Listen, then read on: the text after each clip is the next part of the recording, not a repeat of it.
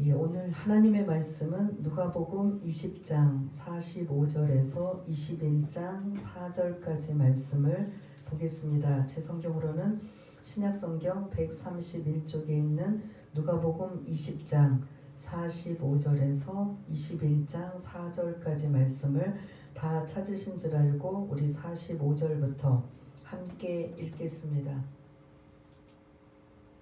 예, 함께 읽겠습니다. 시작. 모든 백성이 들을 때에 예수께서 그 제자들에게 이르시되 긴 옷을 입고 다니는 것을 원하며 시장에서 문안받는 것과 회당의 높은 자리와 잔치의 윗자리를 좋아하는 서기관들을 삼가라. 그들은 가부의 가산을 삼키며 외식으로 길게 기도하니 그들이 더 엄중한 심판을 받으리라 하시니라. 예수께서 눈을 들어 부자들이 헌금함에 헌금 넣는 것을 보시고 또 어떤 가난한 가부가 2 렙돈 넣는 것을 보시고 이르시되 내가 참으로 너희에게 말하노니 이 가난한 가부가 다른 모든 사람보다 많이 넣었도다. 저들은 그 풍족한 중에서 헌금을 넣었거니와 이 가부는 그 가난한 중에서 자기가 가지고 있는 생활비 전부를 넣었느니라 하시니라. 아멘. 예, 오늘 21장 2절을 근거한 가난한 가부의 2 렙돈이라는 이러한 제목을 가지고 오늘 말씀에 함께 은혜를 나누려고 합니다. 우리가 지난주까지는 예수님이 종교 지도자들을 통하여 공격을 받았습니다. 그 공격은 덫에 올무에 빠뜨리기 위한 함정의 질문이었습니다. 그런데 오히려 그들이 당했어요? 안 당했어요? 오히려 상상하지 못하는 이러한 자기네들의 계획에 예수님이 넘어가는 게 아니라 오히려 예수님의 지혜롭고 현명한 말씀을 통해서 그들이 오히려 꼼짝 못하게 되는 이런 상황을 볼 수가 있는데 오늘은 반대입니다. 예수님이 그 종교 지도자들 중에 혹시 여러분들 기억나시나요? 종교 지도자들은 분류가 어떻게 되는지 누구 있었죠? 바리새인들, 또 사두개인들, 서기관, 예, 또 대제사장, 또 헤롯 당원들, 예, 거의 이렇게 5개 그룹으로 있는데 오늘 딱 여러분들이 보시니까 46절에 이제 누가 등장해요? 그 종교 지도자들 중에 예수님이 누구를 지금 이제는 책망하고 야단을 치고 분노하시고 꾸짖느냐면 누구를 향해요? 서기관. 제사장이 어디 있어요? 오늘 본문에. 예, 서기관. 46절에 보면 서기관들을 뭐하라? 삼가라, 조심하라. 그 다른 부류의 지금 말씀드린 그러한 종교 지도자들도 잘못하고 있지만 더 잘못하고 있는 누구를 조심하라? 서기관들을 조심하라. 그러면 이제 서기관에 대해서 조금 이제 부연 설명을 드리겠습니다. 서기관은 율법을 연구하고 그리고 가르치는 자예요. 그러니까 지금으로 말하면 신학자, 뭐 교수님, 뭐 더 나아가서는 이렇게 목사님들 뭐 이런 식으로 할 수가 있는데 종교 지도자들에서 특히 이 서기관들은 13살 되면 율법을 완전히 다 익혀요. 13살. 우리는 상상도 못하는 일이죠. 그만큼 어머니의 교육이 중요하다라는 거죠. 전물일 때부터 아이들은 어떻게 한다? 계속 율법을 알려주는 거예요. 율법하면 여러분들이 가장 가깝게 뭘 떠오르죠? 어떤 우리 구약 성경에서도 5권입니다. 모세오경. 그거를 계속 알려주는데 특별히 서기관들의 자녀들은 아론 지파의 아론의 후손들이에요. 이 아론의 후손들만 서기관이 될 수 있어요. 내가 다른 지파에 똑똑하고 잘났다고 서기관 하는 게 아니라 이 서기관은 아예 정해져 있어요. 아론 계열의 후손들이 계속 어렸을 때 태어나면서부터 계속 그들에게 알려주는데 13살 때 율법이라는 고시를 봅니다.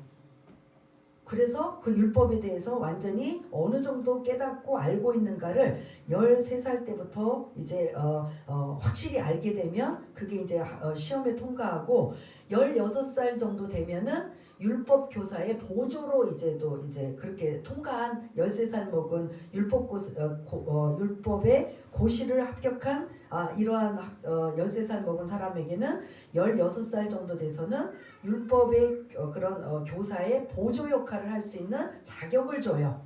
그 다음에 이제 정식으로 이런 단계를 거쳐서 40세가 되면 서기관이 되는 거예요. 율법사, 서기관 똑같은 말이에요. 그러면 이 서기관들은 평생 뭐만 공부하고 있었다?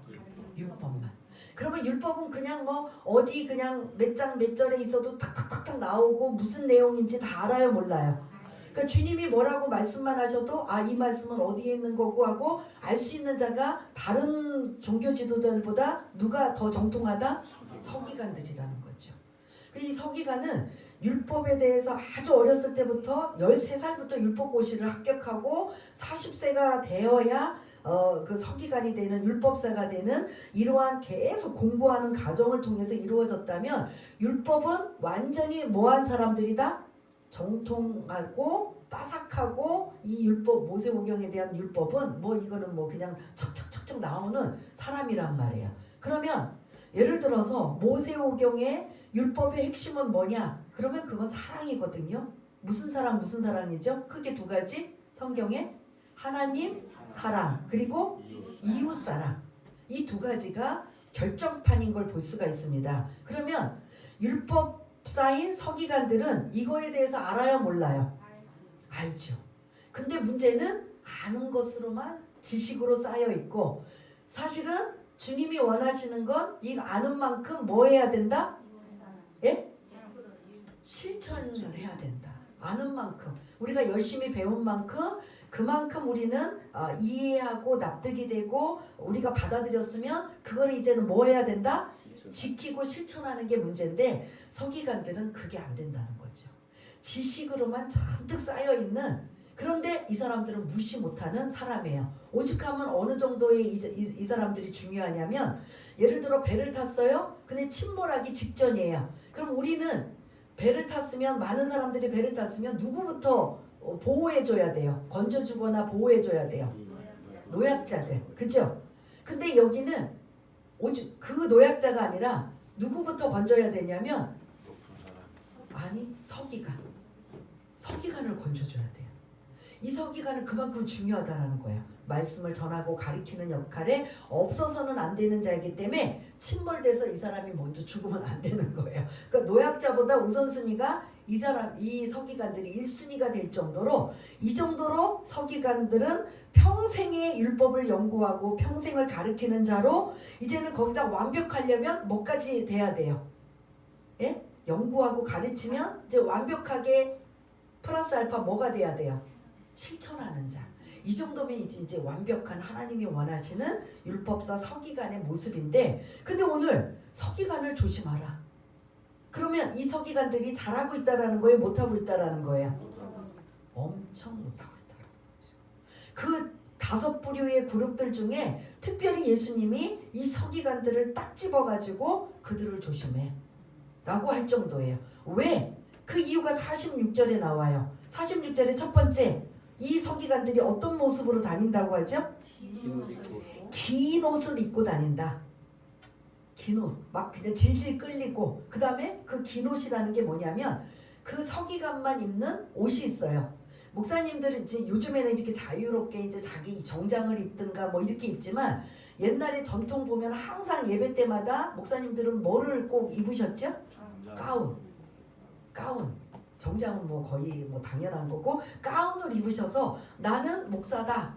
이렇게 헌금위원들도 지금 가운 입고 뭐 이렇게 성가대도 가운 입고 뭐 하던데 아무튼 그거는 이제 또 이렇게 봉사자들이고 목사님들이 지금은 자유롭고 어떤 절기 때만 입으시고 지금도 어느 교회에서는 목사님이 계속 가운만 입고 계시는 분이 있어요. 그거는 뭐예요? 저분은 설교자고 저분은 목사님이시고 이렇게 구분되어 있는 걸 볼 수가 있는 것처럼 이렇게 이 서기관들은 자기의 그 특별한 옷을 입고 다니는 걸 뭐한다? 좋아한다라는 거예요. 그래서 많은 사람들이 볼 때마다 저 사람은 누구다? 서기관이다 라는 걸 빨리 볼 수 있나? 그러면 사람들이 알아볼 수 있도록 자기를 가시하고 있는 이런 것들의 이런 드러남이 표시되고 있는 걸 볼 수가 있습니다. 두 번째는 뭐예요? 예? 시장에서 뭐 하는 거? 인사받는 거. 서기관님 율법사님 오셨습니까? 존경합니다. 그들은 백성들은 이 율법사를 굉장히 존경해요. 그렇게 평생 그것만 율법만 하나님의 말씀만 연구하고 하나님의 말씀만 가리키니까 이게 제대로 된 모습이라면 백성들의 입장에서는 존경할 수밖에 없어요. 그런데 여기까지 그냥 인사받고 높임받고 인정받고 나 누구라는 거 이렇게 많은 사람들이 율법사 지나가십니까? 서기관 지나가십니까? 아유 존경합니다. 아유 막 이러면서 하늘 떠받는 거 이걸 엄청 좋아한다는 거죠. 세 번째는 뭐예요? 회당과 상석에서 높은 자리에 앉아 있는 거. 그럼 그 높은 자리에 앉는 것 자체가 뭐 하는 거예요?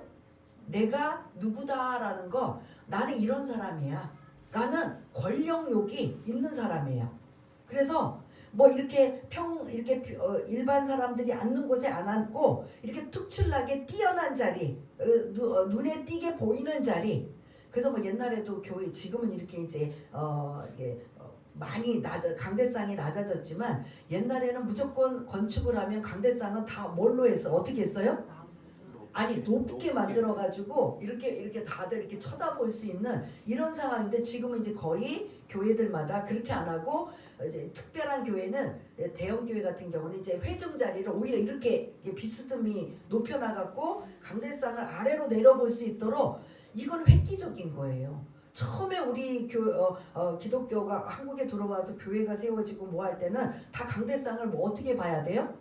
위로 봐야 하잖아요. 근데 지금은 거의 뭐 밑으로 보든지 이렇게 평행으로 같이 보는 동급으로 보는 상황이 있었는데 이게 권위 같은 게 이렇게 담겨져 있는데 서기관 이 사람들은 이렇게 높은 자리 이런 곳에 앉아서 인정받고 나 이런 사람이야라는 이러한 명예와 권력욕을 가지고 있는 사람. 근데 예수님은 하나님의 아들이신 예수님이신데 이러고 다니셨어요? 긴 옷을 질질 끌리면서 나 이런 사람이야. 그리고 막 사람들 앞에 막 그냥 인사받는 거 좋아하고 그리고 높은 자리만 있으면 막 가서 앉으려고 하시는 예수님이셨나요? 예수님은 섬기러 오신 분인데 이 지금 서기관은 예수님의 이런 모습하고는 전혀 상관없이 내가 높아지고 내가 인정받아야 되고 내가 잘났고 나 잘났어요 완전히. 그러면 이거는 단어로 단어로 어떤 단어가 연상이 돼요? 교만인 거죠. 서기관의 교만. 그리고 더 중요한 거, 그 다음에 뭐가 또 이제 47절에 보면 또 뭐가 나오죠? 이 서기관들을 조심해야 될 부분이 가부의 가산을 삼켰다. 이상하죠? 왜? 어떻게? 여러분들 그 접촉사고나 교통사고가 날만 하면 연락도 안 했는데 누가 가장 먼저 오죠? 예? 경찰이 어떻게 와요? 그건 연락해야 오죠. 사이렌차.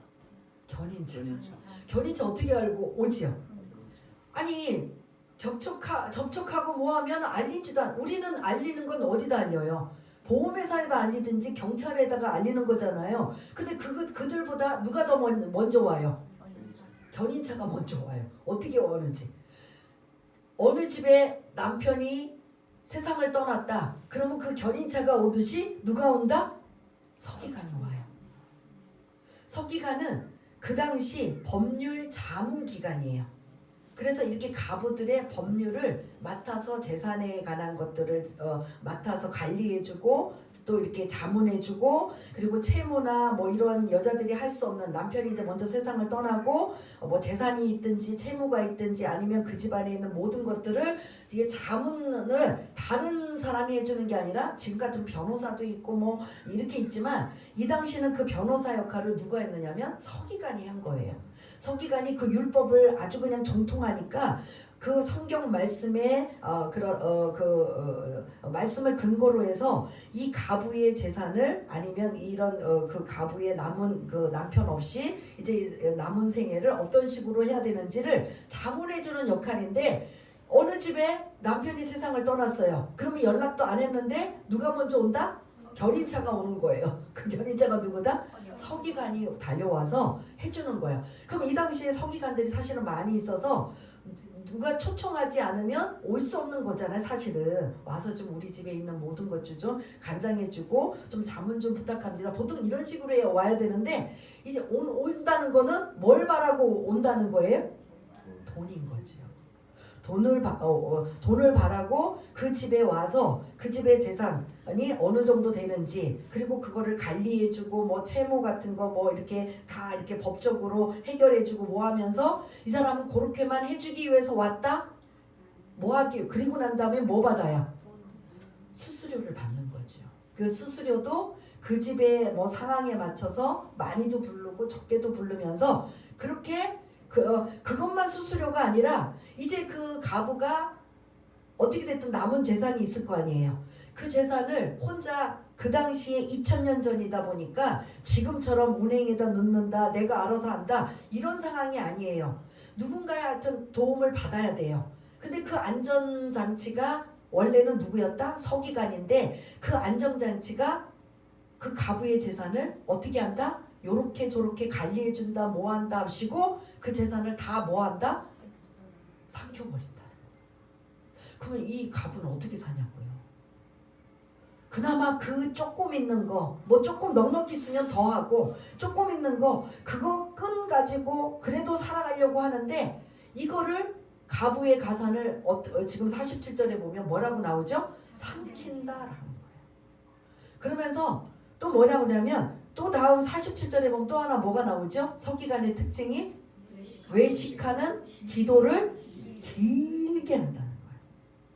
외식이라는 게 뭐예요? 가짜 기도, 겉과 속이 다른 기도. 이거 주로 이 가부들한테 해주는 거예요. 복 받으라고 길게 정성을 다해서 기도해줘요. 그러면 이제 가부들이 마음을 이제 감동받아서 또 내놓는 거예요. 그럼 지금 이 서기관들이 원래 율법을 연구하고 가르치고 자기가 사랑을, 하나님을 사랑하고 이웃 사랑을 실천하는 걸 백성들이 배우면서 보고 느끼고 경험하며 우리 나도 저렇게 살아야지 하는, 어떻게 보면 모범적인 예시잖아요. 그런데 이 당시에는 그런 부분들이 어떻게 됐다? 부패하고 변질되어서 그 어렵게 힘들게 살아가는 가부의 가산까지도 삼키면서 착취하고 갈취하는 그 안전장치로 서기관들을 법률자문기관으로 이렇게 안전장치로 세워진 이들이 오히려 뭐하고 있다? 재산을 착복하고, 그러니까 그거 이제 뭐 그냥 뱉었다면 강도지만 어떤 식으로 이유를 붙이고 뭐 사정을 붙여가지고 다 착취를 해버리는 거예요.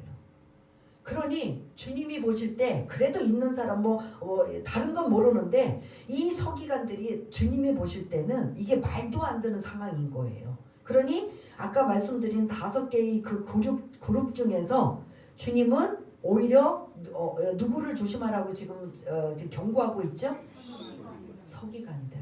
지금 말씀드렸죠? 서기관들은 어떤 자들? 율법을 연구하고 가르치고 그걸 실천, 이제 제대로 된 모습이라면 그 연구하고 가르친 것들을 내가 말씀 삶 속에 실천하며 나가면 백성들은 자연적으로 그를 어떻게 할 수밖에 없어요? 존경할 수밖에 없는데 그 존경은 완전히 사라지고 아까 말씀하신 어떤 단어가 이제 툭툭 튀어나와요? 교만이라는 단어. 내가 인정받아야 되고 내가 존경받아야 되고 내가 높은 자리에 앉아야 되고 내가 그렇게 내가에는 누가 빠져 있어요? 하나님이 빠져 있는 거죠. 그리고 하나님을 기만하는 게 외식으로 뭐하고 있다? 길게 기도하고 있다. 이거는 백성들을 기만한 것뿐만 아니라 하나님도 기만하고 있는 이러한 모습. 그러면 지금 서기관은 말씀을 그렇게 평생을 연구하고 노력하고 가르치면서도 그의 머릿속에는 오로지 뭐 하나밖에 없다. 돈 하나밖에 없는 거예요. 그러면 이 사회가 지금 어떻게 됐다는 거예요? 부패, 타락, 변질 이게 완전히 잘못됐다라는 거예요. 그것뿐만 아니라 더 나아가서는 지금 이제 요 상황을 이제 지금 말씀을 드리자면 요 상황이 헤롯이 성전, 우리가 혹시 기억들 나시나요? 이 성경의 첫 번째 성전은 무슨 성전이었죠? 솔로몬 성전. 구약 성경에 처음에 솔로몬 성전, 그 다음에 포로로 끌려갔다가 돌아오면서 무슨 성전이 또 세워졌죠? 솔로몬 성전이 완전히 무너졌어요. 그러니까 이제 포로민들이 돌아와서 가장 먼저 성전을 복구해요. 무슨 성전? 스룹바벨 성전. 근데 그거는 그렇게 화려하지가 않아요. 그냥 복구하고 어느 정도 이렇게 구색만 갖췄어요. 그러기를 지금 예수님 당시에 한 500년 동안 그런 성전 낡고 허름한 스룹바벨이 복구한 그 성전에서 500년 동안 살다 보니까 성전은 어떻게 될 것 같아요? 그렇게 낡고 보잘것없는 모습이에요. 그런데 이때는 지금 예수님 당시에는 분봉왕인 헤롯 왕이 그 정통성으로 왕위를 받은 게 아니라 로마로부터 받았기 때문에 왕으로는 있지만 누구에게는 인정을 못 받느냐면 유대인들한테는 인정을 못 받아요. 유대인들이 세우고 유대인들이 높여줘야 이게 왕인데 어디서부터 받았다고요? 로마로부터 받아서 왕권을 가지고 통치는 하지만 실제로 백성들은 유대인이란 말이에요. 그 유대인들한테는 인정을 못 받아요. 그래서 환심을 사기 위해서 내가 너희들의 그 500년 전에 스룹바벨 성전에 낡고 허름한 걸 내가 지어주겠다 라고 해서 한심을 사기 위해서 헤롯이 세 번째 성전을 지어주겠다고 하는 거예요.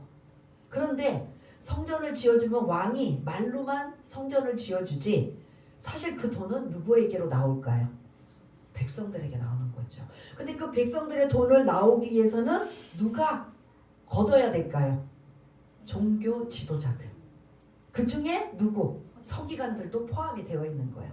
그러니까 막 쥐어짜는 거예요. 근데 그 성전 기간이 예수님 오시기 전을 BC라고 하거든요. BC 19년에서 20년에 공사가 시작됐다가 예수님이 태어나신 이후부터는 BC로 나오는데 BC 64년까지 완공해요. AD 19년에서 20년으로 쳐요. 그 다음 BC 64년에 완공돼요. 그럼 총 기간이 64에다가 20을 합하면 총 건축 기간이 몇 년 돼요? 84년 동안 백성들은 뭐 하고 있다? 로마의 통과세, 주민세, 무슨 뭐 각종 세금 내, 성전에 성전세 내, 그리고 이 지금 성전의 건축 헌금을 위해 백성들은 허리가 완전히 뭐 하고 있다? 쥐어짜고 있는 완전히 그냥 고열, 피를 빨아먹는 상황인 거예요. 이 당시가, 지금 예수님 당시가. 예수님 당시는 그 AD 20년에서 BC 64년 사이에 예수님은 지금 33년 정도에 있는 성전이 지금 한 3분의 2가 채 안 되게 건축 중에 있는 상황에 예수님이 지금 활동하고 계시는 거예요. 요한복음 2장 20절에 보면은 이런 얘기가 나와요. 내가 이 성전을 사흘 다 허물어버리고 사흘 동안 다시 세울 것이다. 영적인 말씀을 하세요. 그랬더니 이제 제자들과 주변에 있는 사람들이 아니 지금 이 성전을 46년째 짓고 있어도 완공이 안 됐는데 어떻게 사흘 만에 완공한다고 합니까? 하는데 46년이 나와요. 그럼 예수님이 활동하고 계실 때 성전 건축 과정이 몇 년 동안 지금 하고 있다고요? 46년. 앞으로 몇 년 남았어요? 거의 19년인가? 이게 남은 거예요. 그러면 지금 결론적으로 예수님 당시에는 성전을 지금 뭐 하고 있는 중이다? 완공? 짓고 있는 거예요. 그러니까 그 짓고 있는 한 3분의 2 정도 안 되는 이 상황에 그냥 백성들은 이게 막 세금은 세금대로 뜯어가, 로마로 뜯어가, 막 성전세 나가, 성전 건축금으로 일단 돈이 들어와야 성전이 계속 지어갈 거 아니에요. 근데 이게 안 되니까 결국은 뭐 할 수밖에 없어요? 계속 복 받으려면 성전 건축헌금 내라. 그 기복신앙 같은 이런 것을 막 강제적으로 종교 지도자들이 아예 책임을 맡아서 백성들을 계속 허리띠를 졸라매게 하는 이러한 일들이 이 서기관들도 함께하고 있다라는 거죠. 근데 이 헤롯 성전의 의미를 이제 우리가 이게 사실은 이게 다음 주 건데 이게 살짝 이 상황을 제가 말씀을 드리는 건데 헤롯이 왕으로 있으면서 유대인들의 환심을 사기 위해 뭘 지어주겠다고 했다고요? 성전을 그러면 지어주겠다 그러면 첫부터 끝까지 완벽하게 돈을 다 건축비를 내서 자기가 화끈하게 해줘야 되는데 이게 시장만 그렇게 해놨지 이름 벌려놓고 이걸 완공하려면 안 하고 있으니까 결국 누구의 책임이 되는 거예요? 백성들의 몫인 거죠. 그 지도자들이 백성들을 자꾸 막 그냥 조이고 막 그냥 채근하고 해서 막 백성들이 그 힘들게 어렵게 살고 있는 이 상황에 돈을 갈취하다시피 헝금하게 만드는 이 일의 역할을 서기관들도 지금 하고 있는 이런 정말 안타까운 모습인 거예요. 그러면 그 성전을 하나님이 기뻐하실까 안 기뻐하실까요? 예? 시작부터 잘못된 거예요. 시작은 뭐냐면 헤롯이 성전을 짓겠다는 의미의 시작은 무슨 의도였어요? 환심.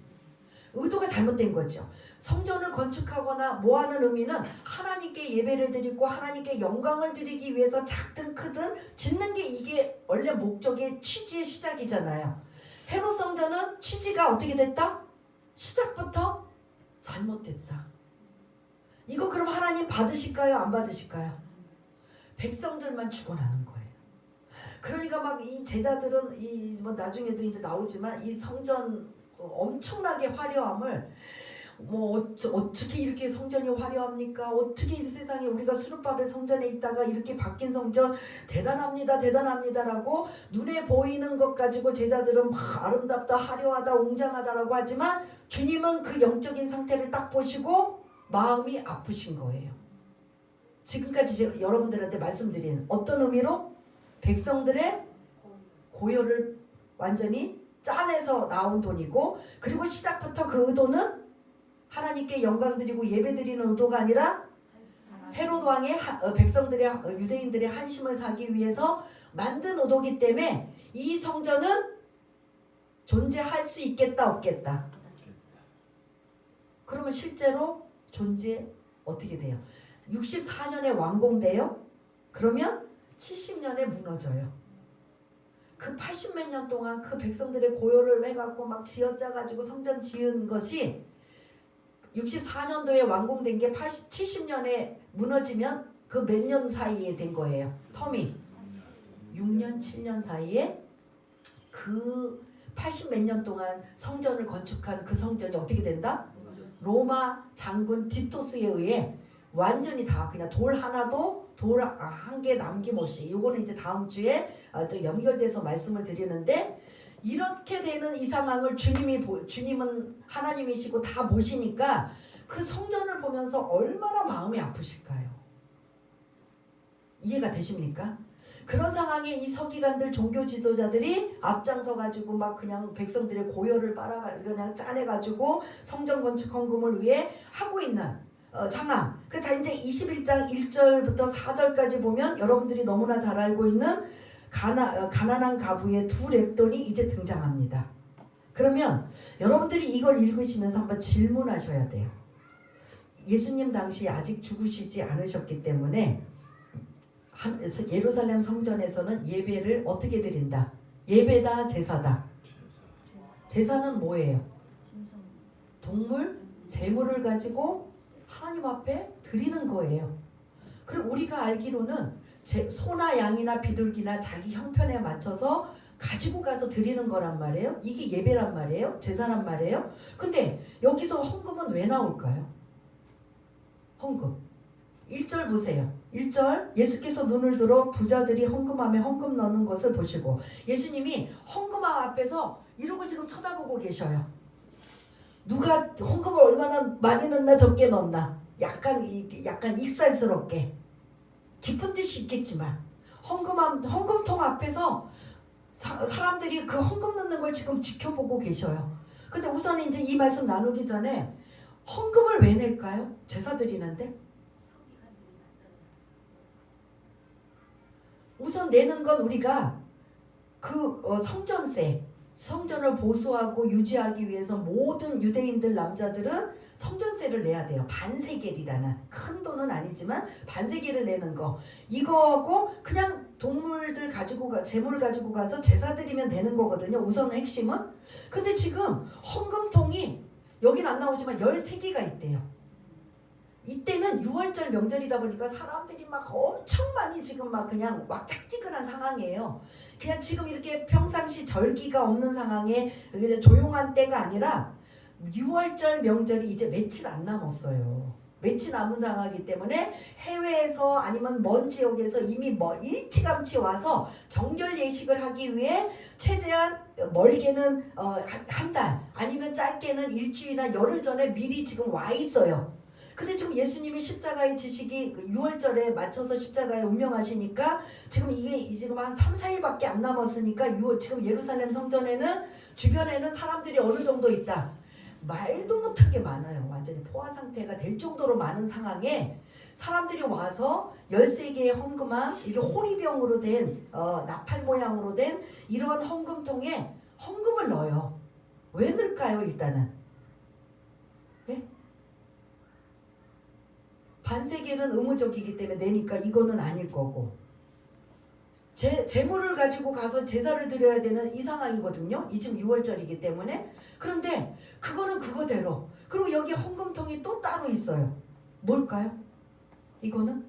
지도자들이 가는 거 아니에요? 아니죠. 그런 명목으로 하면 큰일 나죠. 일단은 그거는 뒤로 암묵적으로 할지언정 드러내놓고는 그렇게 하면 안 되죠. 지금 제가 쭉 말씀드렸잖아요. 성전 보수, 수리, 유지비, 그 다음에 구제 헌금 이런 이런 여러 가지 명목으로 이렇게 지금 헌금통을 잔뜩 갖다 놓은 거예요. 헌금함을 13개나 갖다 놓고 그래서 부자들이 헌금함에 헌금 넣는 걸 봤어요. 그럼 여러분들의 생각으로 부자들은 헌금을 조금 가난한 사람보다 많이 할까요? 안 할까요? 당연히 많이 하죠. 그 다음에 이제 2절을 보면 가난한 가부가 얼마를 지금 그 헌금함에다 넣었어요? 동전 2개예요. 그러니까 이거는 이제 설명하기가 뭐하니까 간단하게 500원짜리 동전 2개라는 소리예요. 그러면 예를 들어 지금 현실에 맞춰서 나는 정말 가난한 가부의 심정이고 돈이 없어서 나는 이제 1,000원이잖아요. 동전 2개면 나는 이 1,000원 없어. 근데 이게 나는 전부야. 이건 나는 생존비야. 생존비는 뭐 하기 위한 생존이에요? 그 살기 위해 구체적으로 뭐 하기 위한? 먹어야 되는. 이거 한 끼를 해결해야 되는 한 끼도 풍족한 것도 아닌 아주 근근히 그냥 배만 고픈 것만 면할 수 있는 이 정도의 동전 2개란 말이에요. 그럼 예를 들어 오늘 여러분들이 이제 대략 지금 의도가 우리가 그냥 감사헌금 모으면 크든 작든 그래도 일반적으로 10,000원은 할 거 아니에요. 그런데 10,000원은 500원짜리 동전으로 치면 몇 개가 돼요? 한 20개 돼요.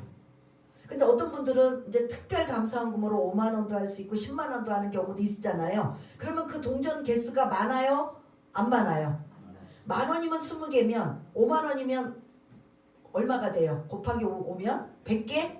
10만 원이면 200개. 그러면 그때는 돈이 지폐가 아니고 다 동전이에요. 우리나라 옛날 조선시대에 다 뭐였어요? 엽전이었잖아요. 이 시대도 다 동전이에요. 지폐는 없어요. 그러면 예를 들어 10,000원이면 20개, 5만 원이면 100개, 10만 원, 그러니까 얘는 한 5만 원 정도. 나 오늘 이제 특별히 이제 감사헌금을 해야 되겠다. 그래서 내 마음에 이제 100개를 동전을 이렇게 이제 보따리에 들고 와요. 이제 가난한 가부는 뭐 드리고 싶어도 없으니까 동전 몇 개? 2개를 갖고 와요. 그러면 그 헌금함이 항아리 모양으로 뭐 어떤 분은 이제 질그릇 같다고 하는데 일단은 그 쇠 모양으로 되어 있어요. 그러면 거기에 동전이 그 쇠 모양 안에 들어가면 소리가 어떻게 날까요? 100개를 넣으면 한번 소리 한번 내보세요. 100개를 넣으면 그렇게 소리밖에 안 나요? 해보세요 한번. 100개를 넣으면 소리가 요란해요 안 내요? 그러니까 앞에서 지켜보면 뭘로 알 수 있어요? 저 사람이 헌금을 많이 했다 안 했다를 뭘로 볼 수 있어요? 소리. 2개 동전 넣으면 소리가 어쩌면 안 날 수도 있고 나도 그러면 2개 넣는 사람하고 100개 넣는 사람하고의 소리 차이가 어떻게 날까요? 이거 완전 차이가 나는 거죠. 부자가 근데 그렇게 고열을 그냥 쥐어짜서 건축헌금으로 이런 명목으로 저런 명목으로 먹는데 1절에 보면 부자가 어떻게 나올까요? 부자가 어떻게 나올까요? 아니, 그러니까 그 시대의 부자는 어떤 부자일까요? 다는 아니지만 대부분의 부자는 어떤 부자, 누가 부자일까요? 종교 지도자들. 이해되세요? 일반 사람이 부자 되기는 이게 쉬운 일이 아니에요. 누가 부자다? 원래 종교 지도자들은 종교 일만 하니까 검소해야 되고 검약해야 되는 거 아니에요? 근데 부자라는 게 솔직히 말이 돼요, 안 돼요? 근데 지금도 대형교회 목사님들 보면 막 그냥 외제차하고 연봉 엄청 많고 막 그냥 막 기업 회장님 아니에요? 예? 뭐 저희가 작은 교회니까 뭐 그런 거하고는 전혀 아니지만 뭐 그걸 제가 무슨 비난하는 건 아니지만 대형교회 같은 경우는 그 교회에 걸맞게 막 대접해드리고 막 해드리니까 거의 목사님 수준은 거의 회장님 수준 아니에요? 막 그냥 필요하면 다 나오고 뭐 하면 청구하면 다 나오고. 그 솔직히 아이러니한 거 아니에요? 예? 근데 여기서 부자는 누가 부자냐는 거죠. 아닐 수도 있잖아요. 아닐 경우도 특별히 있지만 대부분은 어디에 종사하는 사람들이 아이러니하게 부자다? 종교 지도자들, 서기관들, 바리새인들. 그 중에 바리새인들은 조금 그래도 대제사장들. 이들이 다 이전에 예수님이 막 그 예루살렘 성전을 다 뒤엎어버리고 뭐 했던 때가 뭐였었어요? 예수님이 막 성전에 막 종료주일날 낙이 타고 들어오셨다가 막 그냥 막 분노하셨던 일이 뭐 때문에 그런 거예요? 환전 장사, 재물 파는 장사, 이거 막 거기서 뒤에서 나오는 뭐 뒷배의 뒷돈이 그들에게 엄청나게 부를 축적하고 나누는 거예요. 근데 지금 이런 것들을 다 없앴잖아요. 뭐 다 없애니까 이제 결국 그들은 기득권 때문에 뭐 하리다? 예수를 죽이자, 없애버리자, 제거하자, 우리의 위치를 자꾸 위험하게 만들고 우리의 배를 자꾸 고프게 만드는 저 예수를 제거하자. 이게 지금 예수님의 그런 지금 상황이거든요. 근데 예수님은 그들을 봐요? 백성들을 봐요? 백성들의 입장에서 보니 이게 보통 일이 아닌 거죠.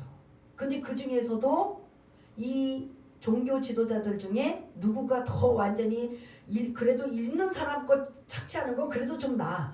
진짜 찢어지게 가난해서 없는 사람들 걸 착취하는 누구를 조심하라?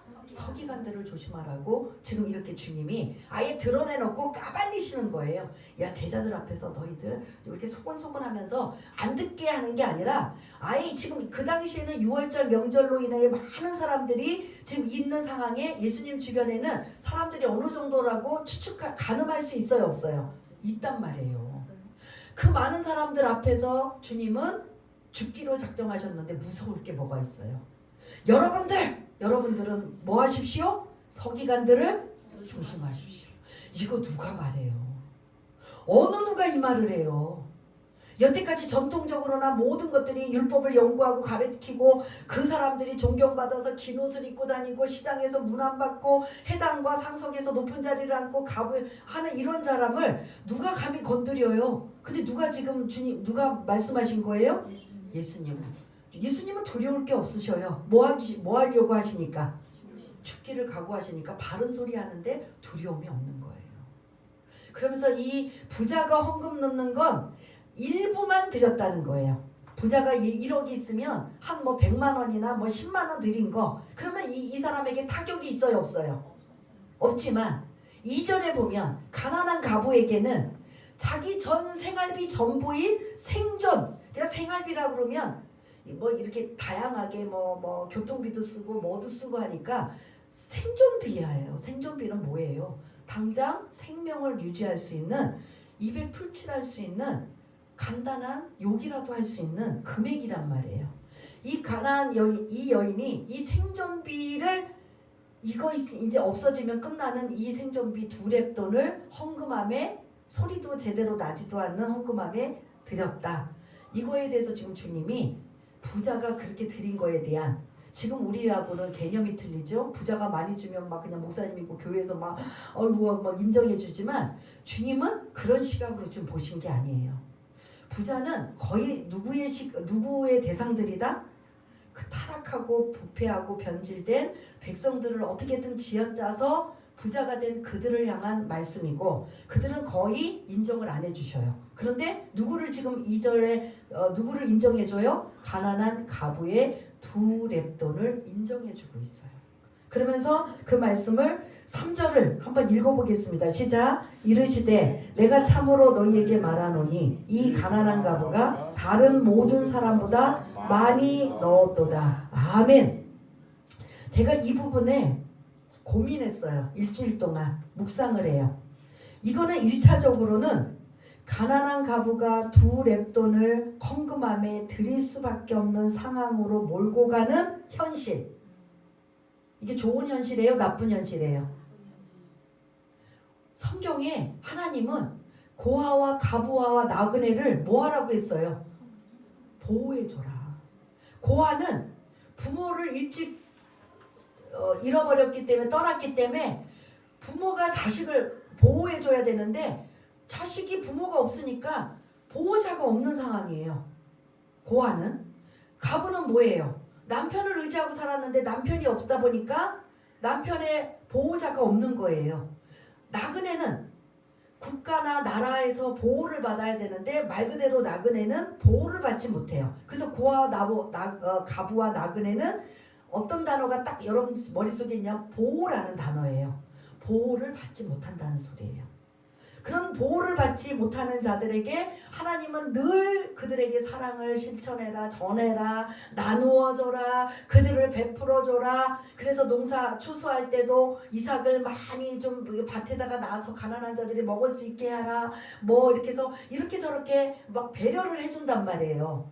그런데 가난한 가부가 생존비 함께 해결하는 그 2렙돈을 헌금함에 넣을 수밖에 없는 이 상황은 주님이 보실 때 어떤 상황인 거예요? 가슴 아픈 거죠. 이런 성전 필요 없다는 거죠. 가난한 자들 찢어지게 가난하고 소외되고 마음이 상처가 오고 이런 성전이라면 이 성전 필요 없다라는 거죠. 또 하나 의미. 제가 이제 이 한 가지만 이제 나누려고 묵상을 했는데 또 하나 의미는 그럼에도 불구하고 여러분 같으면 죄송합니다. 오늘 저와 여러분들 다 가난한 가부예요. 2렙돈밖에 없어요. 500원짜리 동전 2개밖에 없어요. 근데 낼 수밖에 없는 상황이어서 낸다라고 치면 여러분 낼 수밖에 없는 상황이라고 나는 낸다 아니면 안 낸다. 예? 여러분 생각. 이게 뭐 예? 어떻게 예? 근데 이 여인은 어떻게 냈을까? 예? 내라고 해서. 그래도 아니 여러분들 다 내라고 했는데 못 내는 분도 있다며요. 그럼 그분들은 뭐냐고요? 못 낸다고 하는 분들은. 저도 안 낼 것 같아요.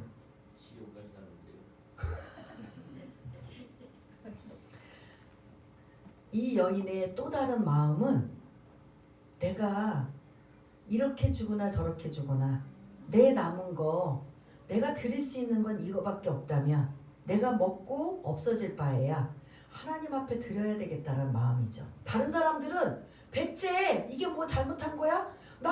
내가 있어서 안 내는 것도 아니고 이거는 당장 함께 해결하는 문제야. 그런 이거 가지고 내가 뭐 낸다 못 낸다고 해서 벌 받고 복 받고 복 받고 복 못 받고 하는 이런 문제 아니잖아. 오히려 종교 지도자들을 향해 서기관을 향해 손가락질하고 딱질 수도 있는 거예요. 마지막 발악할 수도 있는 거예요.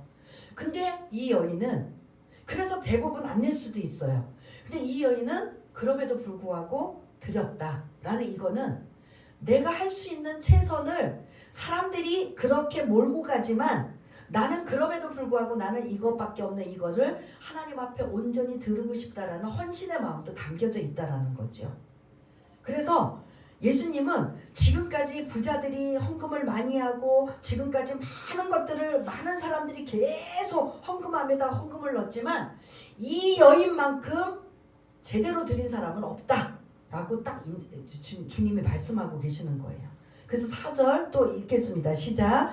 저들은 그 풍족한 중에서 헌금을 넣었거니와 이 가부는 그 가난한 중에서 자기가 가지고 있는 생활비 전부를 넣었느니라 하시니라. 아멘. 생존비 전부를 넣었느니라.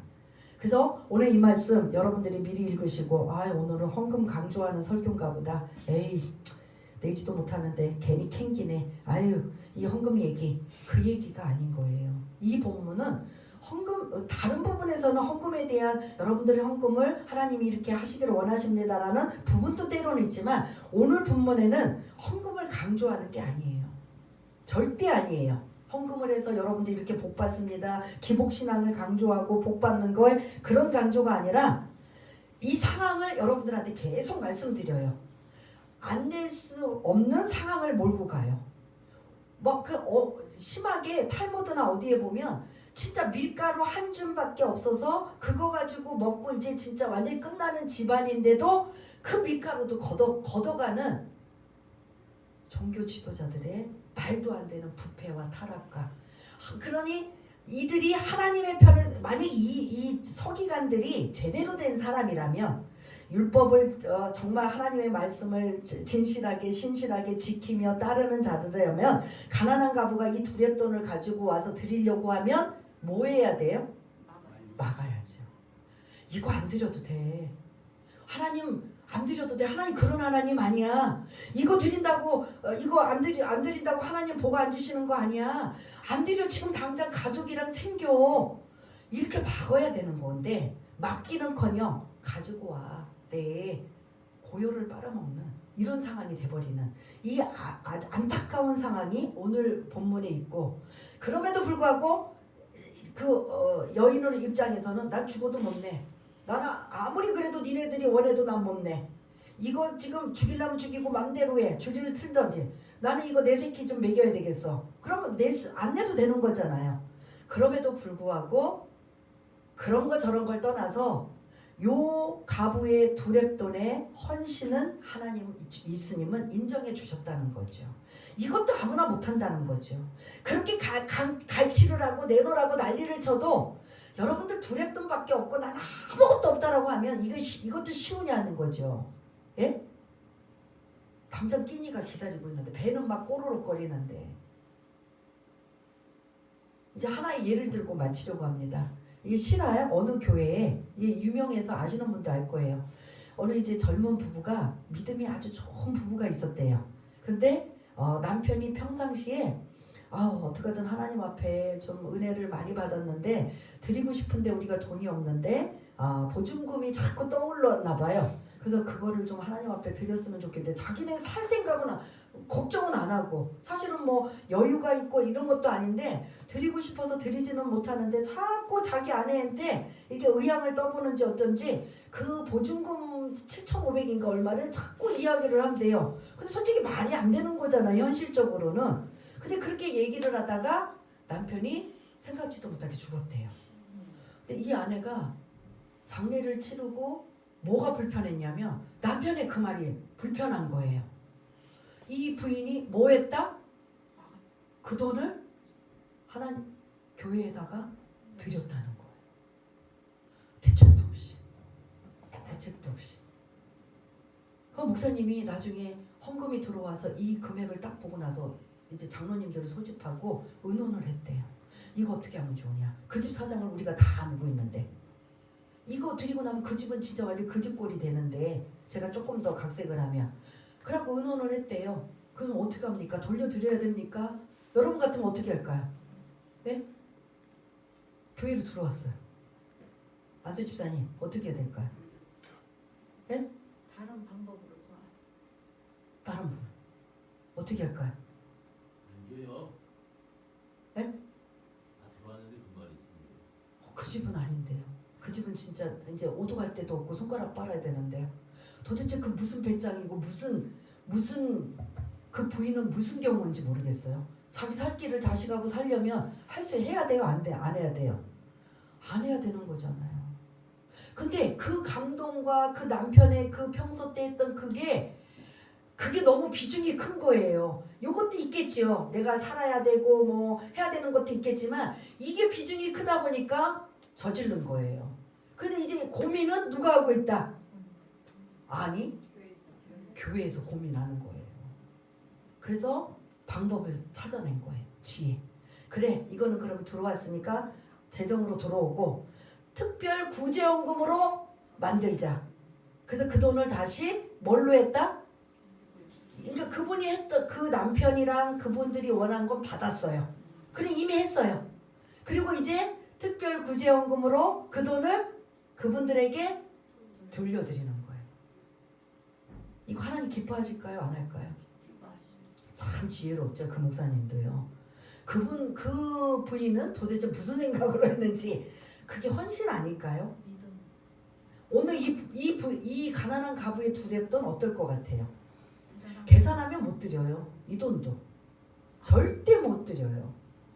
그렇지만 이렇게 드린 이 가부의 믿음을 보시고 헌신을 인정해 주신 주님의 마음. 그러면 나머지 종교 지도자들이 막 동전 200개 막 100개 막 몇백 개를 가서 막 그냥 와르르르르 소리를 나게 헌금하면 넣었어도 주님은 잘했다 인정을 해주셔요? 안 해줘요? 안 해주고 누구만 인정해줘요? 가난한 가부의 두렵돈 동전 2개 1,000원만 인정해 주시는 이러한 모습. 그래서 오늘 이 말씀 우리가 계속 말씀을 이제 목회자들도 경종하고 경고하며 들어야 되겠지만 우리 모두가 다시 왕같은 제사장으로 우리가 모두 같은 마음이라면 서기관같이 말씀을 계속 듣고 있으면서도 나는 그거랑 따로 지식 따로 삶 따로의 모습이 나의 삶은 아닌지, 그리고 그 겸손하라고 섬기러 오신 예수님의 상황하고 전혀 다르게 서기관들은 높임을 받고 인정을 받고 대접을 받고 하는 이런 교만이 우리에게 없지는 않는지, 그리고 이 가난한 가부의 헌신이 우리에게 있는지, 이러한 것들을 여러분들이 한번 생각하면서 한번 우리 잠시 반주에 맞춰서 한번 기도하는 시간을 갖겠습니다. 다 같이 기도하겠습니다. 할렐루야. 사랑이 많으신 하나님 아버지, 오늘 가난한 가부의 두렵돈에 대한 말씀, 이때의 상황이 어떤지, 이때의 배경이 어떤지 우리가 함께 나누었습니다. 종교 지도자들이, 특별히 이 서기관들이 백성들의 고열을 바르며 특별히 이 가난하고 약자인 취약계층인 가부의 가산을 삼키며 그들의 아버지 하나님 전 재산을 없애버리는 이런 안타까운 사정을 주님께서 아시고 보시고 느끼시며 그 서기관들을 조심하라고 했던 그 말씀을 아버지 하나님 나의 모습은 아닌가. 말씀은 우리가 귀가 당나귀처럼 많이 듣고 많이 알지만 실제적으로는 실천하지 못하는 나의 모습은 아닌가를 돌아볼 수 있도록 주님 도와주시며, 주님이 겸손한 몸으로 겸손의 왕으로 나귀를 타시고 또 우리를 섬기러 오신 예수님의 모습을 우리가 담기보다는 우리는 여전히 남에게 인정받기를 좋아하고 높아지기를 원하고 아버지 하나님 그런 권위를 받기를 원하는 우리의 그런 교만한 모습은 우리에게 없지는 않는지 우리 자신을 돌아보게 하여 주시며, 주님이 인정하신 가난한 가부의 두렵돈의 헌신을 아버지 하나님 나는 과연 하나님 앞에 예물을 드리며 하나님이 인정하시는 예물인가, 우리 자신을 돌아보고 반성해보며 이 말씀을 더 묵상하며 하나님이 기뻐하시는 믿음의 사람들 다 될 수 있도록 주님 도와주시기를 원합니다. 하나님 아버지, 오늘 이 말씀이 우리의 마음판에 새겨져서 우리는 어떻게 살아가야 될 것인가, 말씀을 받았다면 지식으로 싸워지는 게 아니라 삶으로 이어지게 하여 주시는 하나님의 은혜가 있도록 성령님 도와주시며, 가나안 여인의 이 헌신을 하나님이 인정하시고 사실 안 드려도 되는 이 상황을 자기 전부를 믿음으로 드린 걸 하나님이 보시고 인정해 주시고 칭찬해 주시는 이 아버지 하나님 헌신을 우리가 또한 기억하게 하시며, 주님이 이 땅에 섬기러 오시고 모범을 보이시고 낮춰서 오신 그 예수님을 우리가 더 이 사순절 기간 본받아 닮아갈 수 있는 우리 모두가 될 수 있도록 주님 도와주옵소서. 모든 것 감사드리오며 사랑이 많으신 예수님 이름으로 기도드리옵나이다. 아멘.